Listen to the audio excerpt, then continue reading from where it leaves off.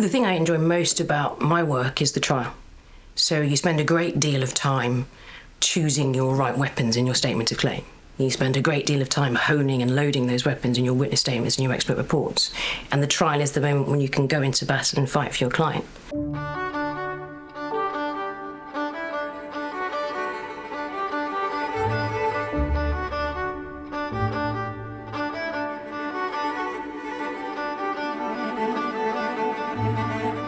The work that the members do can be quite consuming. You know, when barristers are preparing for trial, getting ready for trial, you know, it is very demanding, intellectually stimulating and rewarding. But it is, as you rightly say, trying to find that balance and trying to find the right number of cases that you're able to work on at any one time. Right number, that magic number. That magic number. In terms of how often I'm on my feet, bearing in mind obviously that I am in silk, I did 3 arbitrations Dubai-based last year. I think because of the volume of arbitration work that we do get on our feet probably more than other areas of practice. In terms of what a typical day in my life looks like, it really varies. As you say, it depends if you're in trial or if you're preparing for a hearing, then that kind of dominates your schedule.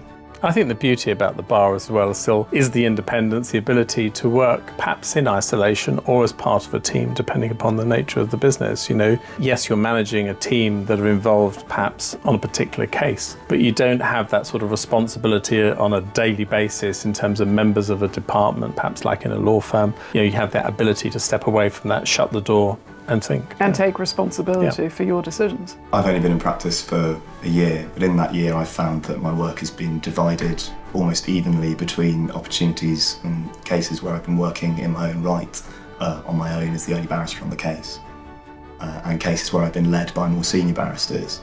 And I found that that balance has been really helpful in my development because I've been able to work with the more senior barristers, see how they approach a case, and learn from them and then apply those skills. What I enjoy most about practice is advocacy, speaking, cross-examining and understanding the law, challenging it. I still get nervous before hearing or trials, but the sort of adrenaline rush that I get during and afterwards is one of the things that I love most about the career.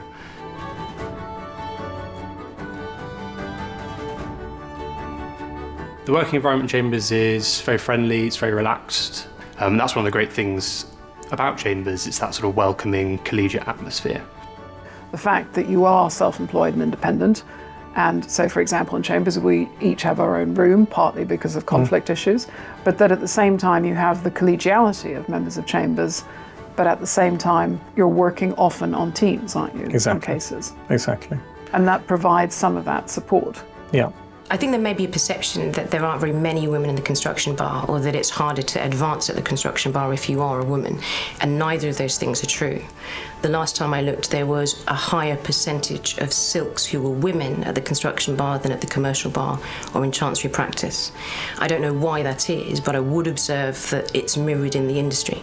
So a lot of engineering firms are headed by women. A lot of oil and gas majors have general counsel or just below general counsel who are female. I just don't see that the gender thing is an issue at all in our practice. A typical day is really up to me. I can come in if I please, I can work from home if I please, which is rare because I do enjoy the kind of divide between home and work, but there is no, and I can't stress this enough, the clerks are not going to be watching you or telling you when to come in.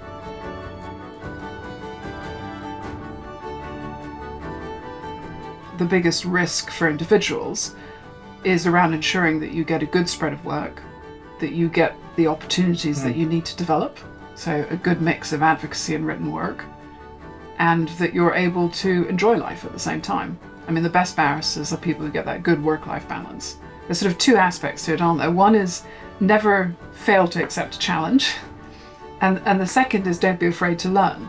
And I think those 2 things apply whether you're 1 year core, whether you're 5 years core, whether you're about to take silk or once you've taken silk. The job is about the excitement that it brings. And so I think as a barrister, it's kind of your obligation to actively look for those challenges. It's pushing yourself, isn't it, at every stage? And Chambers looks to do that. At the moment, more of my practice is domestic, but it really changes year upon year. The last couple of years for me have been dominated by my work on the Grenfell Towers. Yes, of course. Now I'm starting to get more international work come in now that that's starting to come to an end. But over the years I've worked on projects all over the world. In Middle East is, again, for me, a big area. I've done a case in Riyadh, done some in Dubai, Doha. So there are opportunities if you want them to work internationally all over the world. Back in the day, if you had one of those big cases, you either would have had to travel overseas and spend weeks there, or you would have been sitting at your desk. Whereas now, of course, you've got that flexibility, which video conferencing, for example, facilitates. And so you can work with your team throughout the process in a way that probably was more challenging back in the day. Absolutely. I think one of the most important things is, I think for a junior barrister, is having work in their own right, having work where they're being led by, ideally, a variety of leaders. So, you see different styles of advocacy, different styles of the way in which people handle clients. Because I think, to develop as a lawyer, you need to see that range. There are things, you have your own style, but you'll pick up good bits or perhaps see bits that you might think are not quite as you would like to present things yourself. So I think that's a really important way forward. And I think certainly in a chamber such as ours, juniors are led by silks in chambers and silks out of chambers.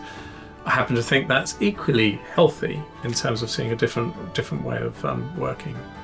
We try to sit down, don't we, and chat with people about their career aspirations and what they would like to do in terms of the future. But things change. People's personal circumstances change, but the workflow we're fortunate that that's pretty constant. It's challenging work. We have leading solicitors, leading clients referring us work from all over the world, as well as obviously domestically, and trying to balance that in terms of, as you say, the work-life balance is, again, something that we do much more than we ever did, certainly when I started 40 years ago. For me, one of the big concerns perhaps is making sure that barristers have enough thinking time, that they're allowed to think without the constant interruption of, be it technology, emails, phone calls. That's still a very important thing today as it was 40 years ago.